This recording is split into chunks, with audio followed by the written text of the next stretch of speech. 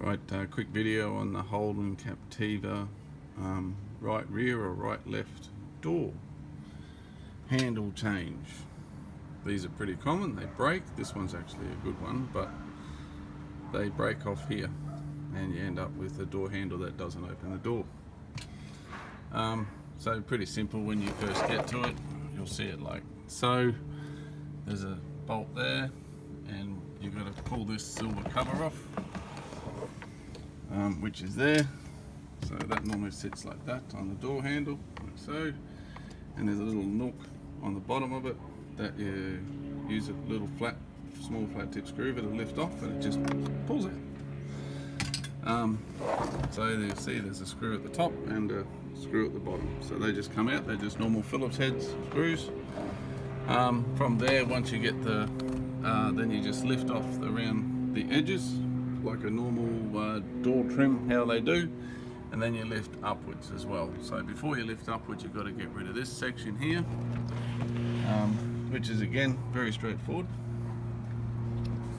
Right there it normally sits and it just pulls straight out. So straight towards you, you'll see the little plugs there and the plugs there, pull straight out. Very simple, takes a little bit of force but not very much.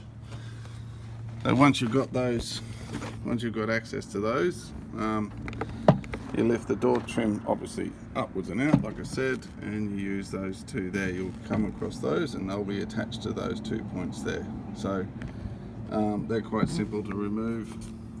So you'll see how they've got the little grooves there. Those little grooves sit in there and there. So once you pull them out of those little grooves there and there, and then you'll have access to simply just twist them around like that and they'll just pull out. There's no tools needed. Pull out of their little slots there. It's the reverse when you put it back in. So I didn't disconnect these. This seems to sit there quite all right. I guess if you wanted to, you could disconnect them, but that's up to you. So they're out of the way. You don't need to go to extra trouble. So you'll see the weather cover here. So you just pull them back and it's got that repeat little gluey stuff on there, some silicone stuff looking thing. So you'll then have access to it. So then you just, if you got the LTZ model, you'll have to disconnect the wire here and obviously buy one with a wire. That's where I stuffed up. I bought a standard one. I didn't even realize I stuffed up when I ordered it. So that's why this one's not broken, because I used this one temporarily until I got the proper one here. So make sure when you order it, if you got the push button type, like so, the push button one, go ahead and do it. Now, as you can see, color's different. I couldn't find one the exact color, so at some stage in the future I'm just going to spray paint that with the exact color. Or you could spend 4 times the price from Holden and just get one from Holden, but that's up to you. These cars are aging, so little things like that may not be of much point when it comes to resale value, but up to you. So what you do, you need to get those blasted torque sets. You don't need a full set, but you need a certain one of them. It is a bloody nuisance. Torque sets, they don't seem to sell them in individual items. So what size? It's a 30, it says here. So you need a Torx 30 bit.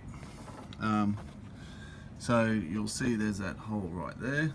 So grab yourself a torch, and you'll need to look for the torque screw in there. So that's going to have to be undone. Now what you'll find is there's a little lever. You're never going to see that little lever there where the torch is. That actually blocks access to the Torx bit. So very simple to do it. You just got to undo these 4 bolts, 3 bolts here, and that door will they just move over just a little bit to the left, and it then gives you access to get your Torx bit in there like so, and you can just simply undo it. Quite simple. So once that's undone, you then got access to remove the little insert piece, which looks like that. So you got your little insert piece like there, so then you can remove that, and then what you can do is you just get the handle and you just push it that way, meaning that way, outwards of the door. So that'll all just slide over this way about 1 centimetre, and then you can just pull it out, grab your new one, put it in there, and then just push it back in its place.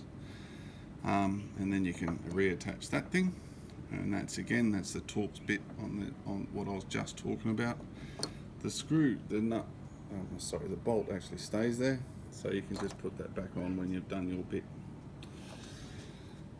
And then it's just a matter of reversing it. So this thing just goes back in its place, no worries at all, as you can see, and then you just put 3 Torx bolts back in there and reverse order what you just did to disconnect everything. So again, these things will just, no tools, you just put them in and then push them into their slots, onto the appropriate slot, and replace the trim as per.